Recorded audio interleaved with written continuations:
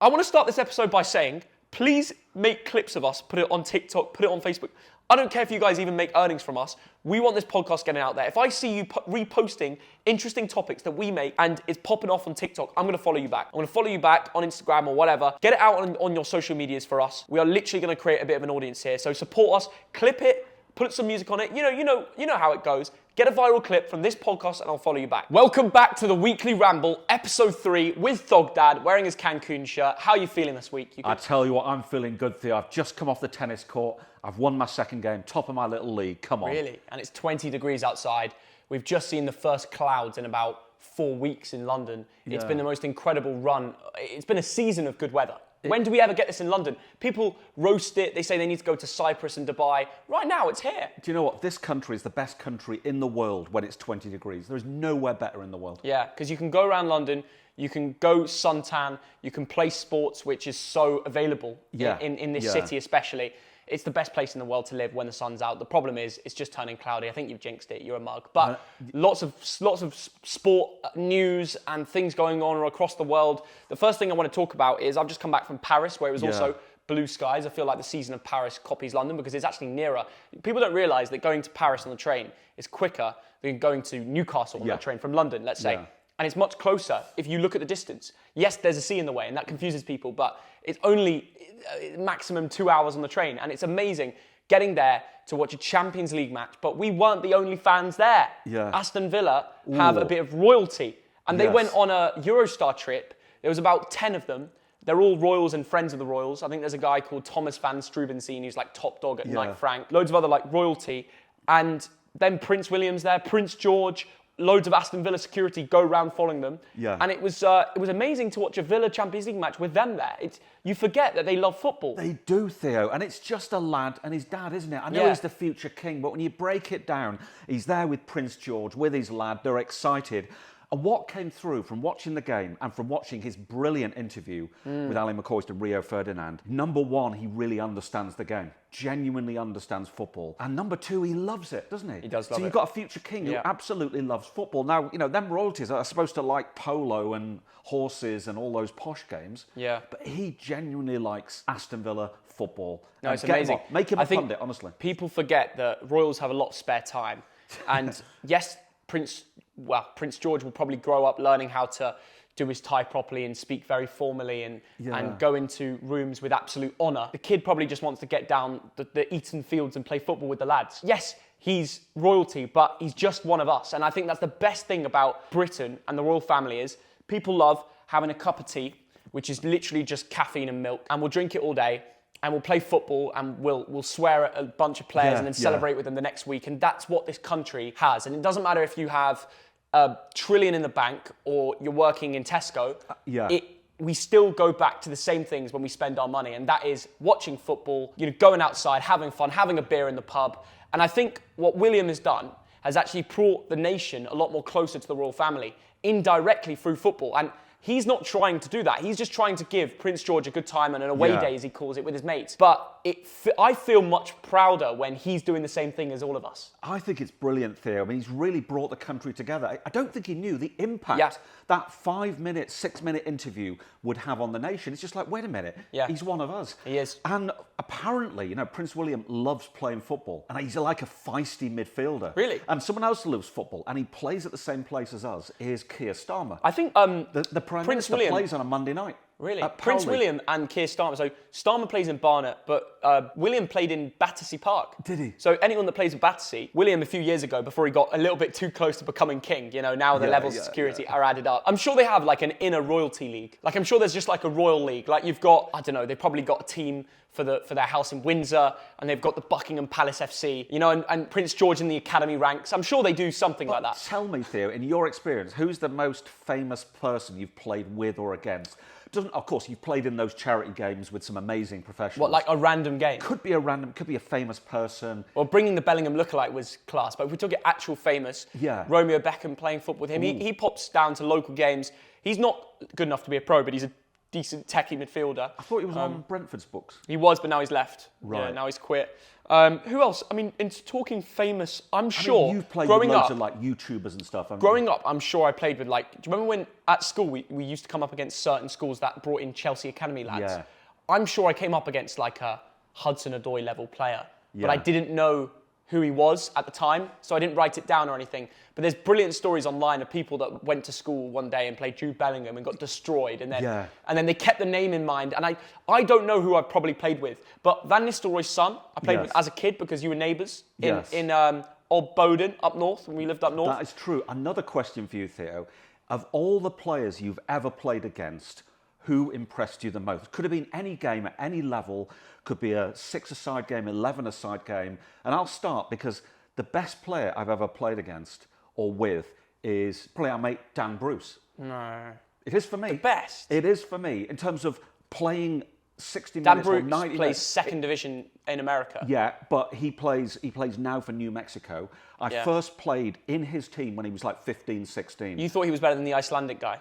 Yeah, so we've played with an Icelandic international, haven't we? That's interesting that you think he's number one. I'd say in terms of a full game that I've played, he's the guy I thought you could play it professionally. And he has done. You know, he has done for the last 10 years. My answer's easy, and playing right back, pinging the balls through to him was just a lot of fun. Didier Drogba. Yeah. That guy runs the show, and every time he steps onto a football pitch, he wants to go out there and score goals. Yeah. He wants to go out there and make a statement. He takes it serious. He shows up on time. You know, Thierry Henry showed up a day late. Iniesta and David Silva didn't really want to get injured. Drogba didn't give a shit. That guy was out there trying to score goals, shoving YouTubers, pushing his way through, arguing with the ref. You could see there's passion there, and passion turned into goals. And playing the ball through in training and seeing him score, that was like the most magical player to be alongside was Kaká. Yeah. Whether he changed the game as much as Drogba, no. But he glided like he used to, and it was just like, it was so godly. He's the nearest to God on a football pitch that I played with. And he's still such a nice guy. Looks at everyone with respect. He's very European inside a Brazilian body. It sounds weird. Yeah. He's Brazilian, but he's got this like Milan mentality. He's got this aura about him. Aura is the word. Yeah. And that is the one that I go, wow, I can't believe it. More than Iniesta, I think. Iniesta, another day, like, it could have been any midfielder from Power League. I'm not going to lie. Do you know what? The thing that I found, when you play with these really good players, and a good example was the Icelandic international. He played 2 or 3 times for Iceland. Björgolfur Takifusa, half Japanese, half Icelandic. He came to play with us when you were about 14, 15, Theo. And we played a game, and he's obviously pinging balls all over the place, getting everyone involved. The difference between him and everyone else was after the game, we're all knackered. We're like, let's go to the pub now, sweating. He's like, can we play another hour? So that was one difference. But I find that these pros, these guys might play on a Saturday, 5th or 6th division, but on the Monday, they're like, they happily play with us. Absolutely, They just want to play football. Yeah. They love football so much. It doesn't matter if it's the FA Cup. I would say the best way to win someone, if you're in business or you're trying to network with people or you're trying to make a friend in a high place, invite them to a sport.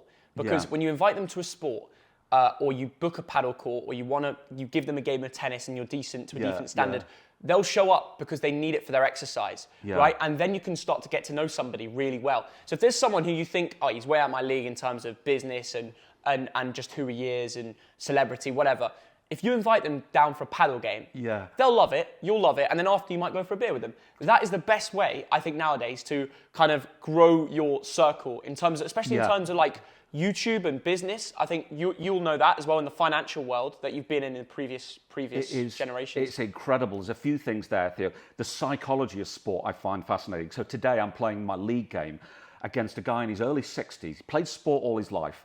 And when I started to go out, I went 5-0 up, won at 6-2 in the end. He was like smashing his racket, swearing at himself. I mean, this is like a successful businessman. He was in oil and gas all his life. Had a tough week. No, it was just a case of, even though he's in his 60s, and this is just like a little meaningless social game. But he's taking his anger out of something. Yeah, but it shows you learn about that person. Yeah. That's a person who really cares about that game or that business or whatever. But you're right there, going like to the tennis club or football. I mean, we play Thursday night football, don't we? And the people we've met through that. Yeah, I think whatever you do in life, make sure that you play sport several times a week and just dial in because it helps you with everything else. And for your mental health, it's incredible. And Prince William used to do it. I'm sure he still does. There's a royal game, as we mentioned. But another thing Prince William mentioned is he's very passionate about England. And he was at one of the Euros England games in Gelsenkirchen, I think the second one. The first one was against Serbia. Then we went back there to play, what was it? We played against Switzerland there, right? Yes. And at the Switzerland game, he was there when we went through with the last-minute goal. And it's so nice, again, to have a prince that's proud of Britain, England, and on a club level, he's a fan, but also on an international level. And that relates to me, because when he said in his pundit that he was happy Declan Rice scored those free kicks because now he's got to be the set-piece taker for England, I was thinking the exact same thing. Yes. When he scored that, it made me feel proud to be English. But talking about Declan Rice, since the last pod, he's gone and changed his whole persona in football. He's got adverts with actual Muller Rice companies. He's on billboards. He's a statement across the world. People are wearing Arsenal Rice shirts all over London when it's a sunny day. He has become the face of England right now. He's talked more than Jude Bellingham. He's talked more about everyone. Will this change in a few days if Real Madrid come back? That's the question. He is an incredible role model, Theo, because Declan Rice, we've seen this for the last 6, 7, 8 years. Every single year, he gets that little bit better. Now, I bet on the training pitch, I bet he puts in more effort than anyone else. It's a great example to a young person. If you're here, you can get to this level, this level, this level. And slowly by putting climb. in the effort. Every single year he's getting It's better. not about instant success. It's about how you work hard, you make the right calls, and things fall into place. Yes, and it goes back to that, the 10,000 hours thing. David Beckham was a brilliant example.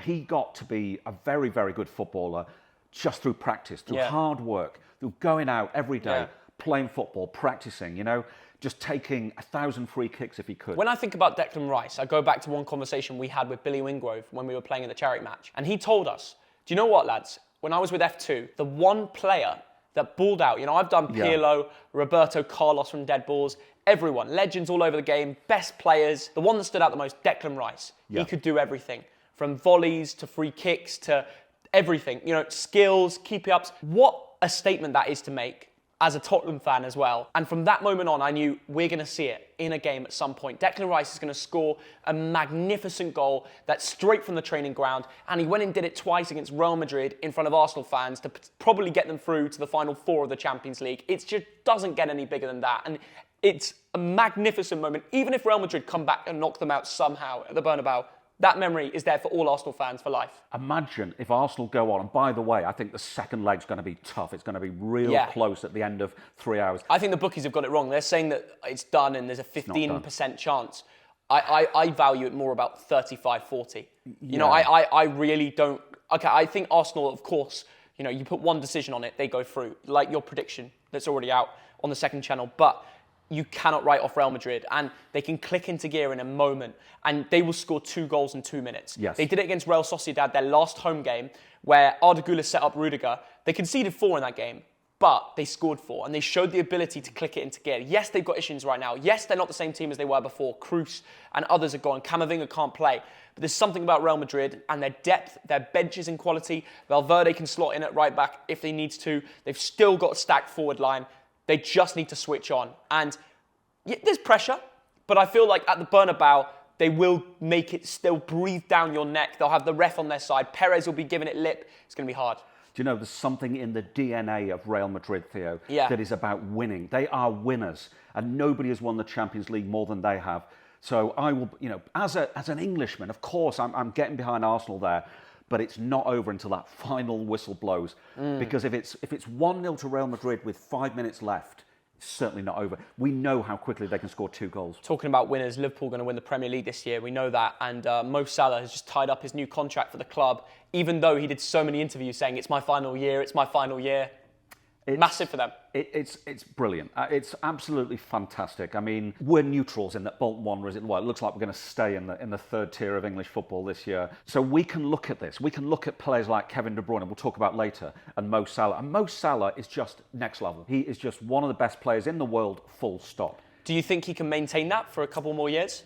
Yes, I do, because he's done it year in, year out. Look at his stats.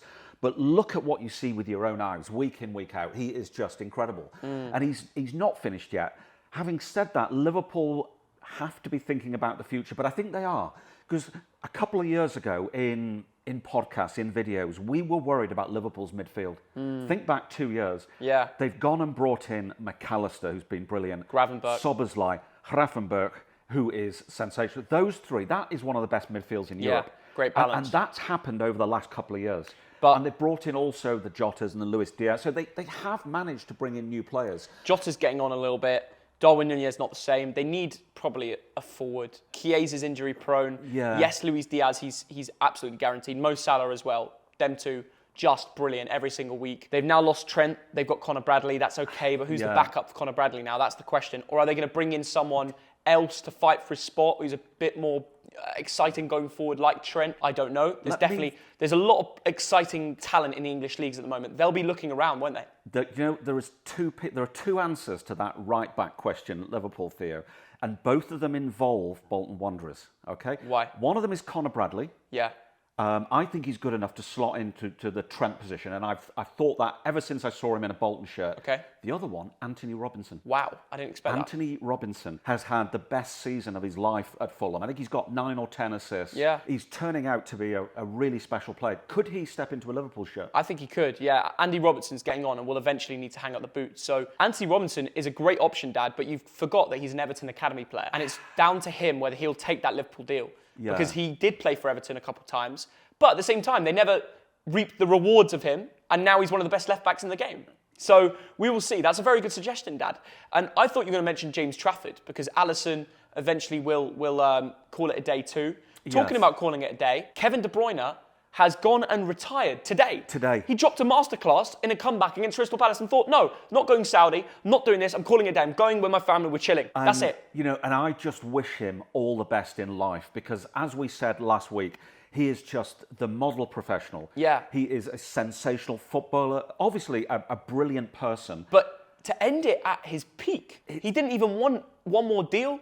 He didn't have the need for any more cash. Yeah. You think he's good for the rest of his life? What's his life goals now? What does he want to do? We don't know. Without knowing him as a person, we don't know. I mean, I saw bits of the game today. His wife was in the stands. One of his kids was there. Yeah. And he just thought, lovely. He's going to go off and spend time with his wife, with his family. We don't know what his goals are. In a world where people constantly are just achieving the best, the greater, trying to earn more, do more, he's the opposite. He's doing his own thing, just wants to chill and spend time with the family. He's never really made up for the cameras. He was never really made up for the persona. He's not like a Zlatan, no, but he had the skill and one of the most gifted left and right boots in history. I mean, the way he could play that ball, it was like he knew exactly where he'd want to put it when it's moving at high speed.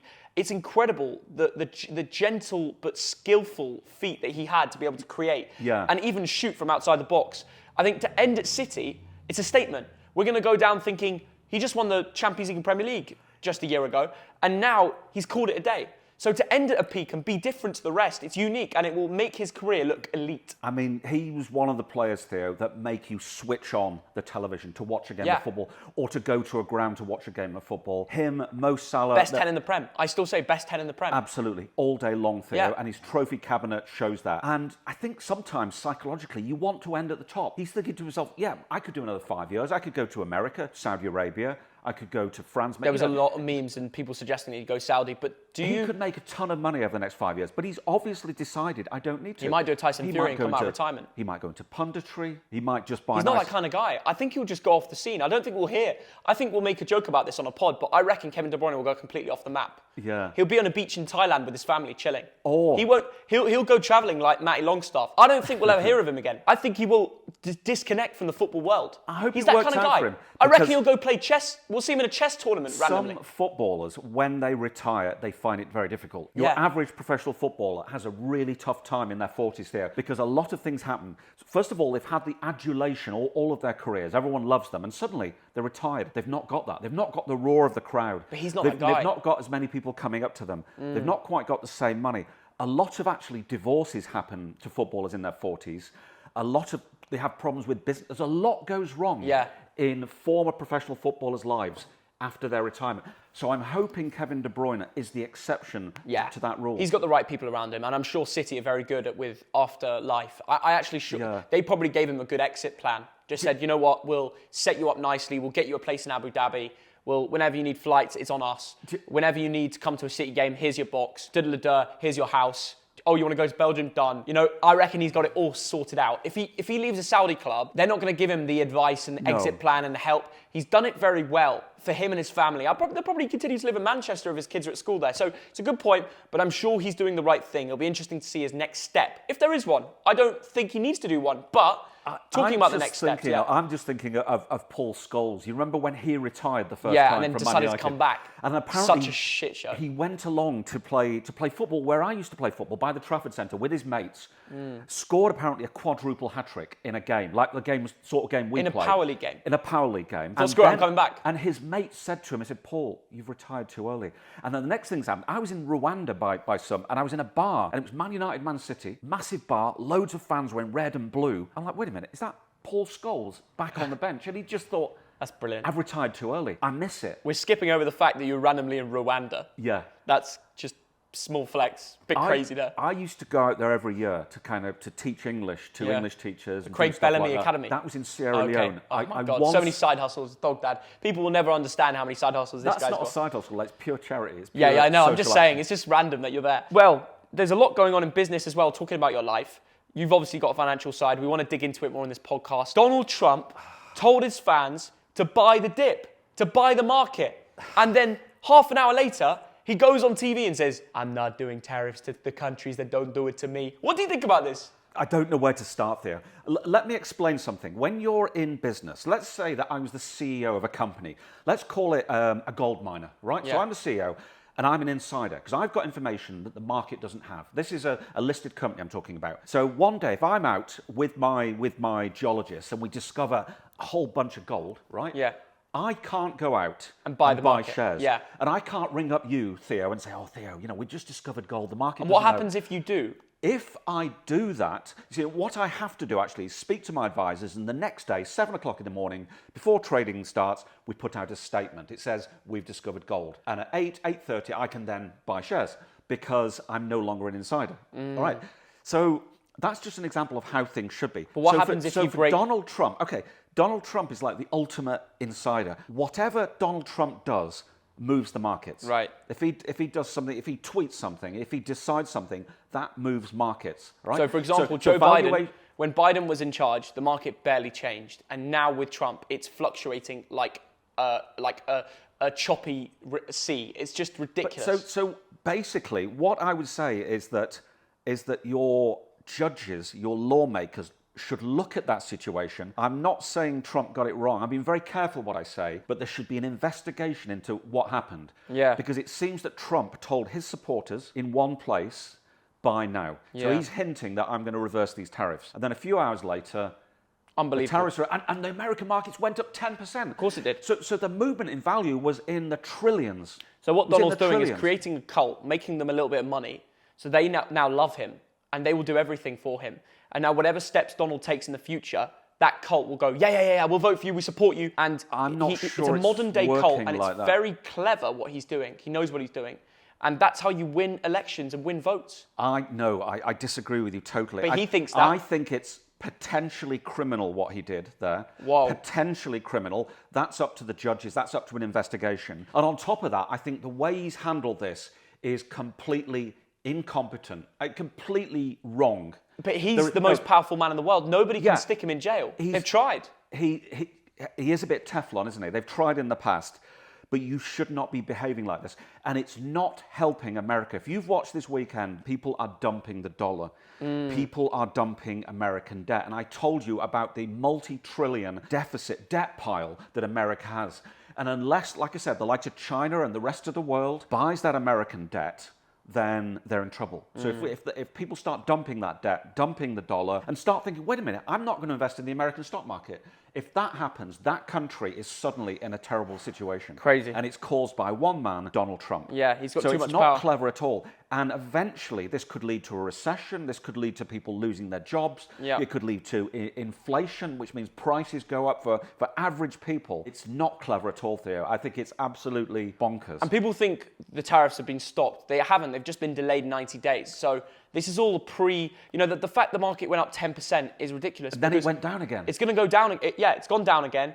It's going to be up and down for the next, God knows how well, the next 4 years, because he is mental. He's on smoke right now, and he's in a position of so much power. I don't know. I think he could take one decision that little bit too far. Someone retaliates. We're in World War III. He's capable of anything, Theo. And I said last week, and I'll repeat it again, what the markets, the global markets want is certainty. Yeah. If you want to place tariffs, then do it in a proper way. Place tariffs, place 10% on everyone. At least the market knows and they can handle it. With Trump, it's like he'll do something and then he'll reverse it. Even though he's meant to be And stubborn. then he gets annoyed with China and tariffs go up to 80%, 85%, 125%. It is bonkers what he's doing. Yeah.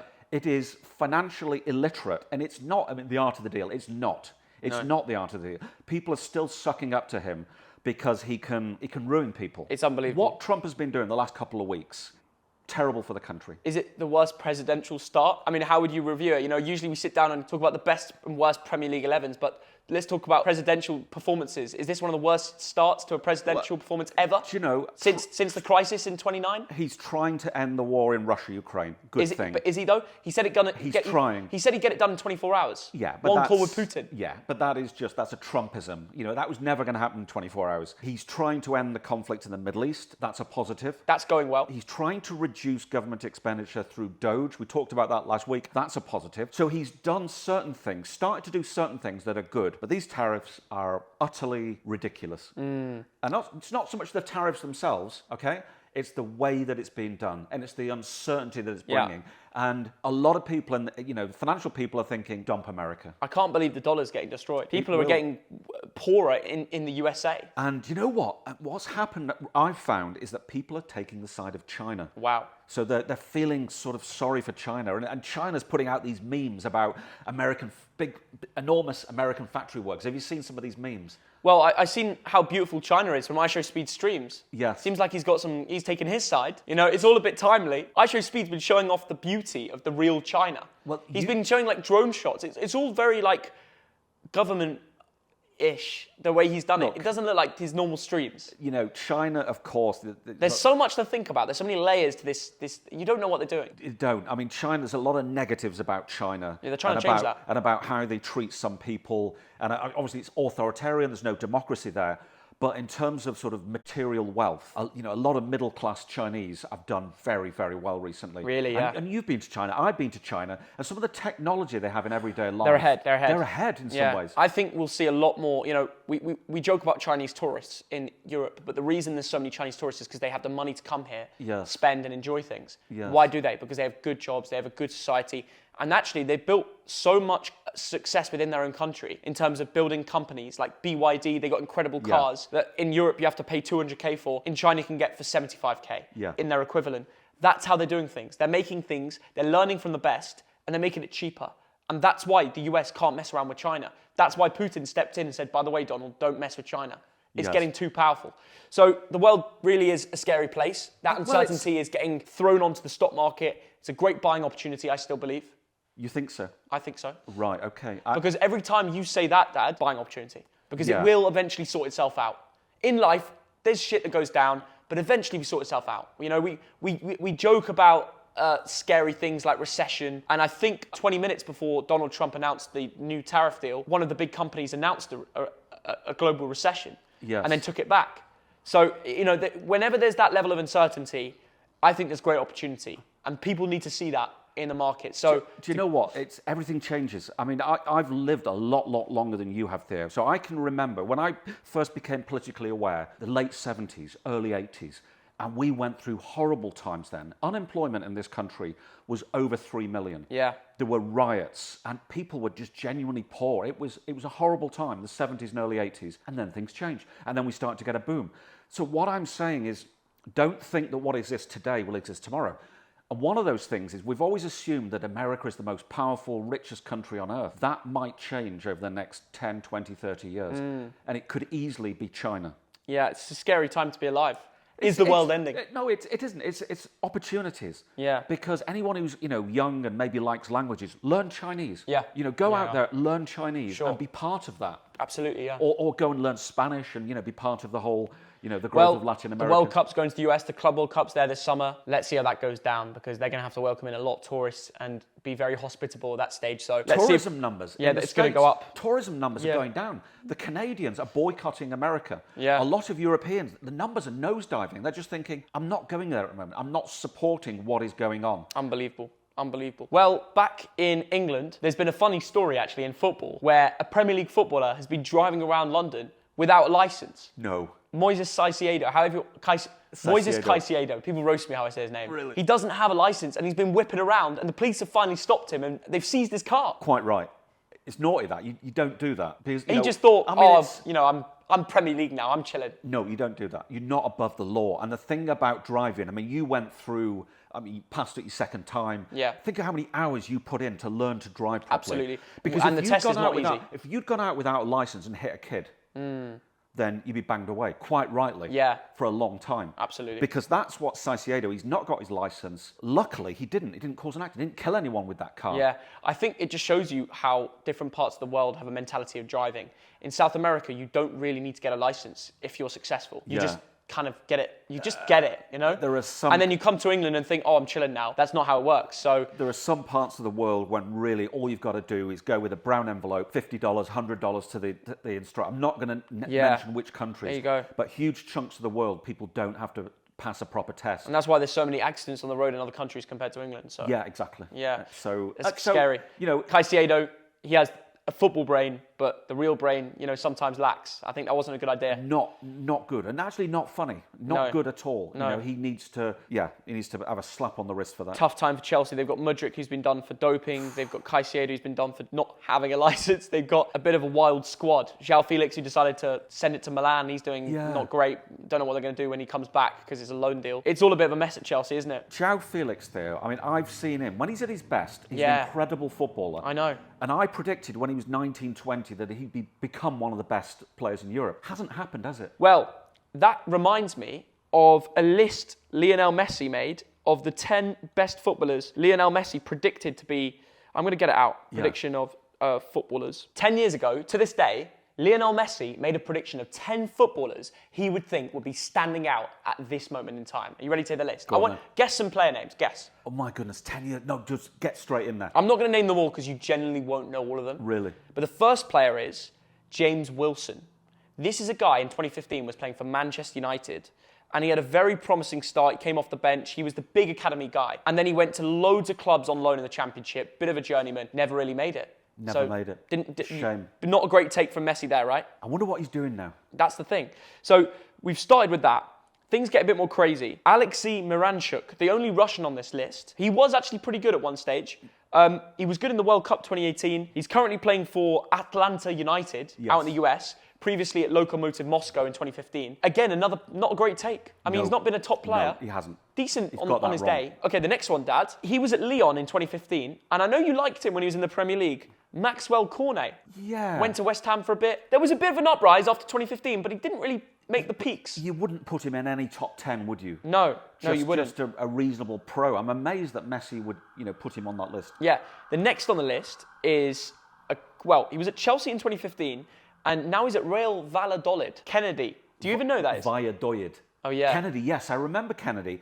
Didn't work out. The most well-known thing he did in his career was a racism scandal. That's not a good sign from Messi. No. Not a great take. I think he should stick to the football. I don't think he should go into punditry at this rate. I can't even name you the guy who he said is going to be the next big thing in 2015.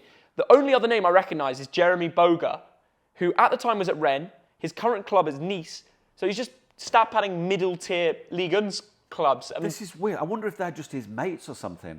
Quite a few Chelsea Academy boys in that list. Yeah. There's one name you'll like here. Go on. Currently plays for Tottenham. This is by far the biggest hit, but he's not doing great. Guess. 10 years ago. He's at Tottenham. At the time... Son? No, at the time... Heung-min Son is a good shout because he was at Stuttgart too, this player I'm about to mention. Right. Messi thought he would be the next big thing. I'm talking about Timo Werner.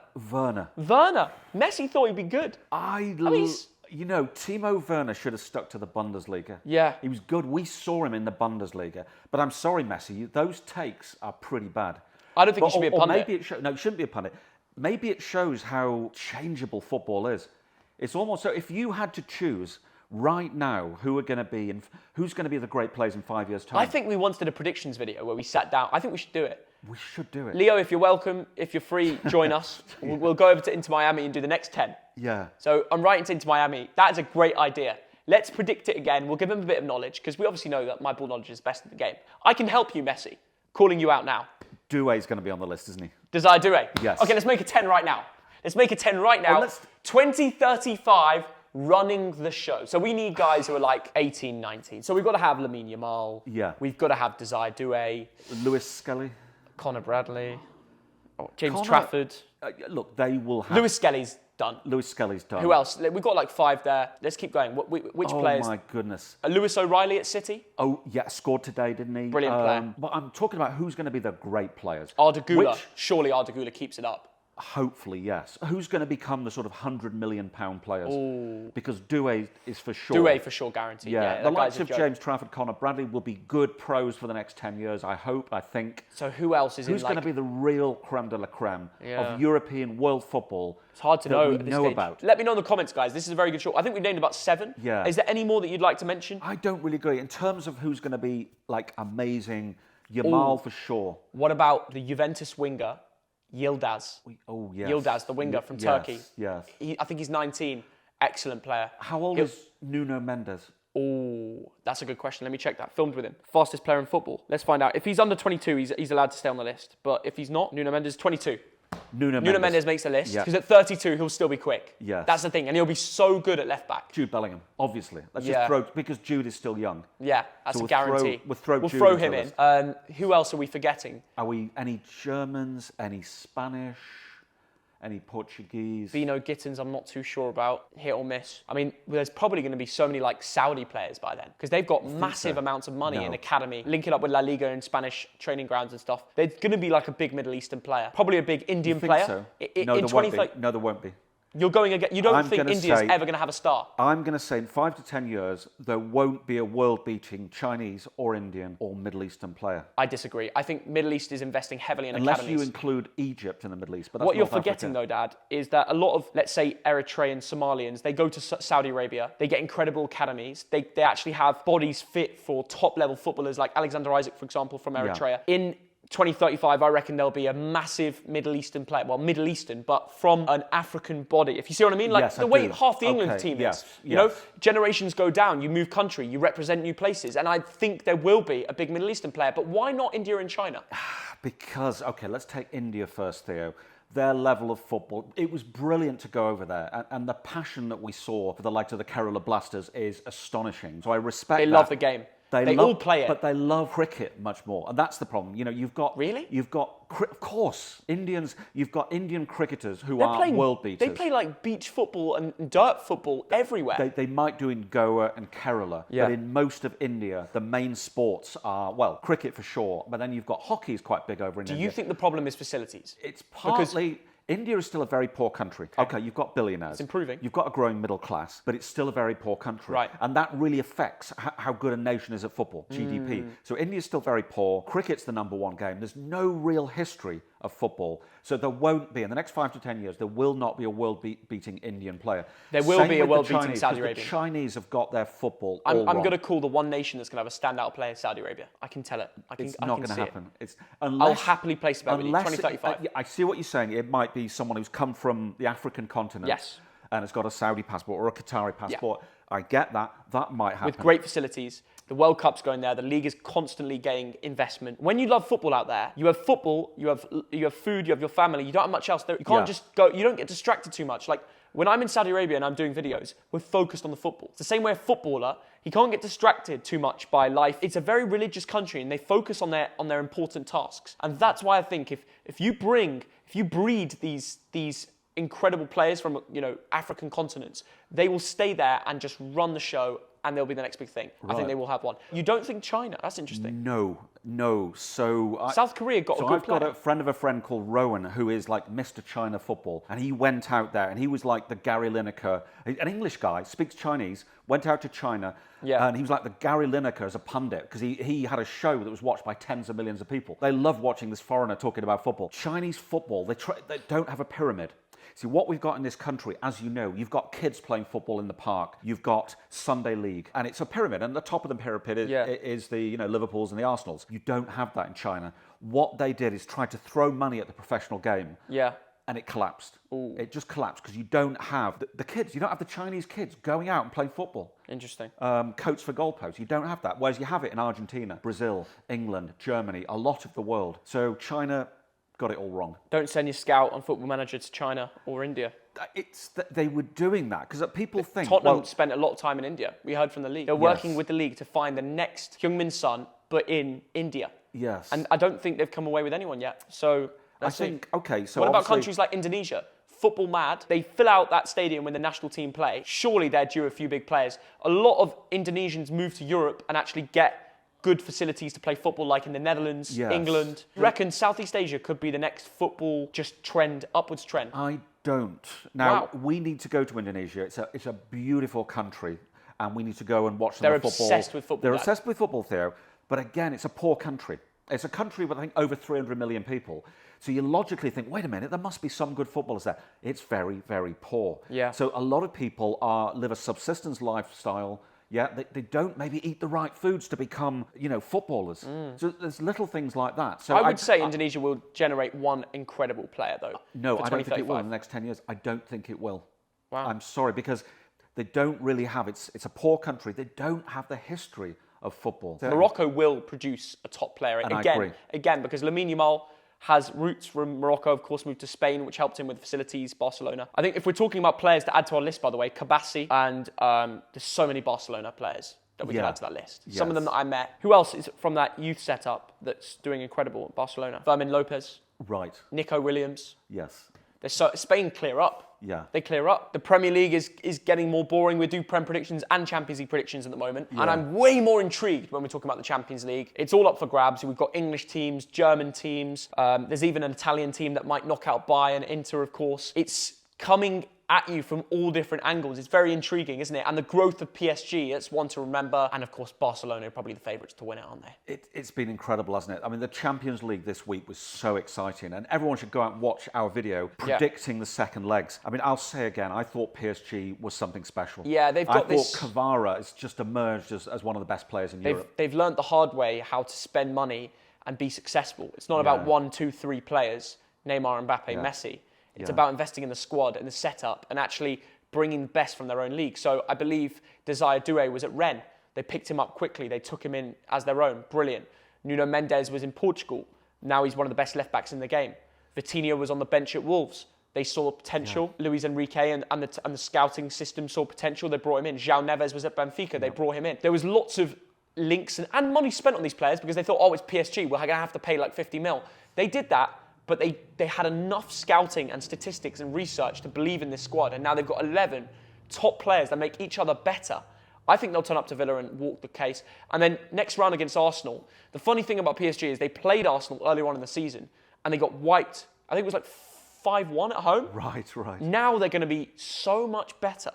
It's going to be difficult for Arsenal. Is it a problem that PSG have such a weak domestic league? I mean, I think 22 points clear the last I looked over OM. So they're not playing really good teams week in, week out, whereas the Villas of this world are playing, the Arsenals, the Man Cities, the Liverpools. Is that a problem there? Is that one reason why PSG have never won the Champions League? I don't think it's a good enough reason because right now they are beating top teams. And Real Madrid have won the Champions League so many times. 15 times? Yes. And when they play against Celta Vigo and Valladolid, that's similar to some of the teams they play in front. The Spanish league is better than the French league, isn't it? It's a level above. It's not quite the Premier League. Right, you get a mix of more talent than Ligue 1. I just think it builds up the momentum and the way that they play. They put 5-6 goals in every week. Right. Maybe sometimes, I don't know. Okay. And then they go to the Champions League and they're confident. Right, except they've never won the Champions League.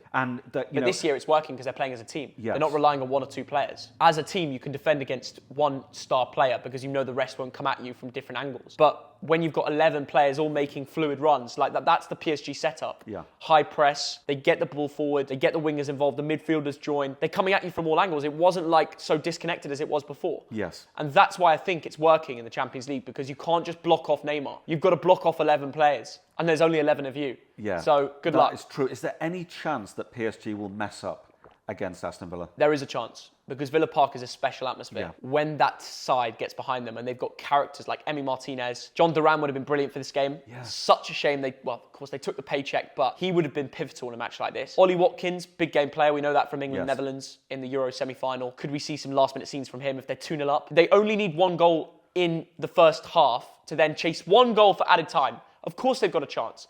The problem is PSG will dominate, and I think they'll dominate about 65% of possession. So they're going to have to be fluid with their counter-attacks. And if they don't make the most of those chances, it'll be over. PSG could score one early goal and I think it's done. Yeah. So yes, they have a chance, but I'm backing PSG. You actually said in our other video, you think that Arsenal will not get to the semi-final. Yeah. You can see a shock there. Yeah, Are you saying that for the cameras, or do you really believe that Arsenal will bottle a 3-0 lead?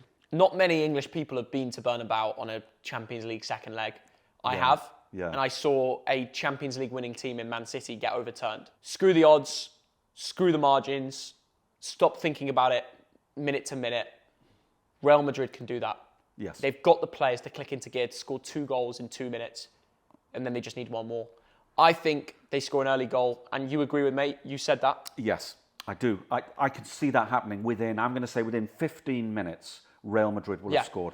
I thought Arsenal, outside of set pieces, okay, Real Madrid switched off the Mikel Moreno goal, but they had a lot of chances and weren't clinical enough. Yes. I can see Arsenal getting close and not being clinical. But the difference with Real Madrid is they are clinical and they score a lot of goals. Little blips turn into big wins, and I think we're due a big win. I think it will happen here. It sounds crazy, and do I want Arsenal to be successful? I would love to see a final between maybe like a Barcelona-Arsenal Champions League final. Yes. Run it back. That would be unbelievable. I think we're more likely to see a Clasico still. It sounds crazy, but what we've seen at the Emirates can be matched at Bernabeu. Yes. And it's happened so many times. How can the odds only say they've got a 14, 15% chance? It's mind-boggling. Yeah. I would put not a lot of money, but a couple quid on it. Because if you know football, you know what they've got. Like I said, it comes back to DNA, doesn't it? You predicted 3-1. That's a very close game. It is a if very they don't close take game. that one chance, that goes to extra time, and God knows. I mean, once you go to extra time at the Bernabeu, it's like playing against 12 men. Yeah.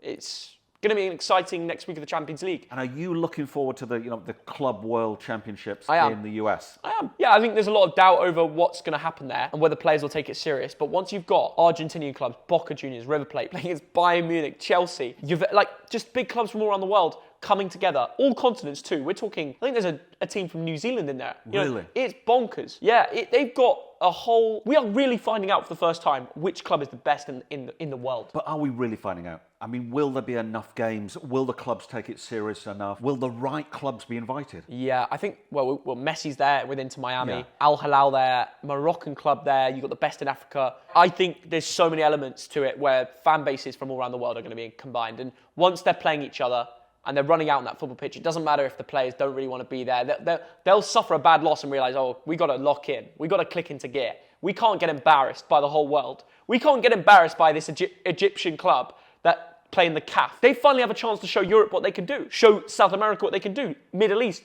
This will pick up a lot of interest. And it will be small hype before the tournament starts. It's when they start playing, and you start to see the crowds. And then when they see the stadiums full and busy and packed out and noisy, that's when I'll get hyped for the American World Cup too, because that's in the same grounds. I mean, I guess a few things have got to happen all at once. I mean, number one, the clubs have got to take it seriously. Yeah. And turn up with their first team players. Number two, the fans have got to turn up in numbers. They do, yeah. Yeah, in the United States. And number three, all the commercial sponsors have got to be in there sponsoring it. So a lot of things have got to happen because... we hope it works out. And if any of those things are missing, then it doesn't happen again, I assume. Yeah, but I'm interested. I think there's a chance we would go. We would go. I hope so. Yeah, I'd love to go. I want to be there for whether we see heritage. If there's a chance of it being super successful, I want to be amongst it. Let's check it out, Dan. Let's see what the Argentinian clubs can do against Boca against Bayern Munich. It's just bonkers. It will be mental. And your sister lives in New York, so you can actually you can visit her for. And I've barely been to the US as well, outside of Miami, and I can watch more of Messi. So. It's a dream come true, that tournament, for the summer, for the creators and the football lovers, because it fills our summer before a World Cup. I know. Come on. Brilliant. Come on. Can't wait. Apart from that, the Masters is going on. I can't watch golf on TV. I want to say this publicly, and I'll probably get roasted. It's an amazing sport to play. It's so nice to be out on the golf course. The greens, the aesthetic beauty of this sport. But watching on TV, I can't do it. I mean, you're good at golf. I mean, the few times that you've played, I can see you've got a natural ability to hit the ball. And I love that, but I don't love watching it. I've Do you got agree? friends. I've got friends. I used to play football with in Manchester 15 years ago. And when I moved down here to London, they just gave up playing. And what they did, they got back on the golf course and they've improved their handicaps. And when the Masters is on, or the US Open, all of these tournaments, they're glued to the screen for 4 days. My flatmate stuck the Masters on. I'm like, you play golf like twice a year. What are you doing? You're acting like you care about Rory McIlroy. I don't understand the hype of watching golf on TV. There's some sports where I love playing and you cannot play them. And I think golf and paddle are two of them. That's completely different to ones that I love watching. Like tennis, I love watching. Football is the best sport to watch. Arguably, football's better to watch than play. Yeah, that's an interesting one. You know what? I actually prefer playing. I prefer the fact that I can still, at my age, can still go out on a Thursday night for an hour. But there's not a sport that gets close. Yeah. Tennis is great to watch. In terms of watching... Tennis is probably better at watching than playing. Do you know what? I've been to the US Open. Wimbledon many times. And I've been to Wimbledon a few times. I think Wimbledon is one of the best sporting tournaments in the world for any sport. Facts. I think it's absolutely brilliant. If you're on centre court, or even if you're on court 12 or whatever, I just love watching tennis because I play it, so I can appreciate how amazing I've never watched paddle live, but I had it on the TV, and it's... Without watching the best of the best, I struggle to get into it. But when you play it, you're so intrigued. I know. But I feel like tennis is quite lonely when it's singles. I'd much rather, back in the day, Wimbledon, like prime Wimbledon, Murray in the final against Djokovic, Murray in the final against Federer. My goodness. Those games, I was watching on TV. There'd be people beeping when Murray won the Wimbledon. Yeah. The streets would be full of strawberries and cream. Everyone would be just loving life. Yeah. And that was prime tennis. We're never going to see prime tennis again. I'm sorry, Sinner and all them boy there, they're not the same, man. I think so. I think the ultimate sportsmen they're not the same. Are Roger Federer. Yeah. In Djokovic. his day. Djokovic now. Murray. Not Murray. What? Not Murray. No. Kyrgios. Look, Murray was ours, and he won a few majors, and he got a gold medal in the Olympics, and I'm delighted he did. But they're nowhere near the likes of Federer, Djokovic, Nadal. It should have been the big four. And Sampras back in the day. And back in the day, John McEnroe and Bjorn Borg. I remember these guys. Yeah, that's different So generations. I've had some amazing times But watching the last tennis. generation of tennis is so funny. We're not going to... No. Some sports are dying. Messi and Ronaldo are soon going. Djokovic, Murray, Federer and Nadal are soon going. Football and tennis are not going to replace these superstars. I'm sorry. Haaland and Mbappe are not scratching Ronaldo and Messi. And that's the same way Sinner and Alcaraz are not scratching. Because do you know what? They've become like robots. They don't have as much character. Djokovic goes out and does what he wants. I'm not getting a vaccine. Nadal goes to the gym. Murray decides to just come up with these like funny Scottish phrases, and you just think, wow, that's brilliant. Like when he met Messi and he was just telling him he was a prick on Twitter. It's just funny. No. They've all got their own characters. They're all from different backgrounds. But because of the modern world and the way we all live a bit too similar now. Yes. And when we come together, we're all a bit more like each other. And Alcaraz and Sid, they're just boring. And I agree with you. And I agree. There's nothing interesting about them. And I agree with you. Great players, and I'm they're a robotic. massive fan of Novak Djokovic, and a lot of English people aren't. A lot of you sort of Love him. strawberries and cream brigade, your English middle class. Federer was like a poet. Oh, he's brilliant. Djokovic was like, I'll do what I want. He's like the Zlatan of tennis. There's no Zlatans in football now. Yeah. So football and tennis are losing their characters. The yes. Jogo Bonito of the game is going. The Ronaldinhos. Yeah. I'm sorry. It's making me mad. It's making me mad. Now we have Haaland who's like, go to the sauna every day or you're not going to make it. Like, come on, man. Game's gone. Game's gone. Game's gone. And on that note, game's gone. We're going to end it with one streets won't forget player. And I think we need someone who has character. Yes. We need someone who's a bit of a... We spoke a lot about London today. We need someone who lit up the streets. We spoke about Morocco as well. I think you know who I'm going to mention. Adel Tarabt. The streets won't forget Adel Tarabt. And the way Neil Warnock told him once in training that you're not allowed to pass backwards. If you pass backwards, you get fined. Yeah. You can only pass forwards. Because he knew he had a tendency. Apparently, he was not allowed to dribble past players in his own half. It had to be in the other half as well. Right. So he was set these goals that no other player was allowed to know. It was only Adel Tarabt. And he is the face of Streets Won't Forget. And I think I have to mention him on this. Because we spoke about Morocco. QPR, Brilliant. a shout to QPR. They don't have players like him anymore, do they? No, they don't. Yeah, so Good times shout. have changed. Very good shout. Good shout. We'll end it on that. That is all for episode 3. Thank you for watching and joining us. Lovely. And I think Thogden has made a nice Russian salad. There you go. Beetroot salad. Big up beetroot. See you in a bit. Bye-bye.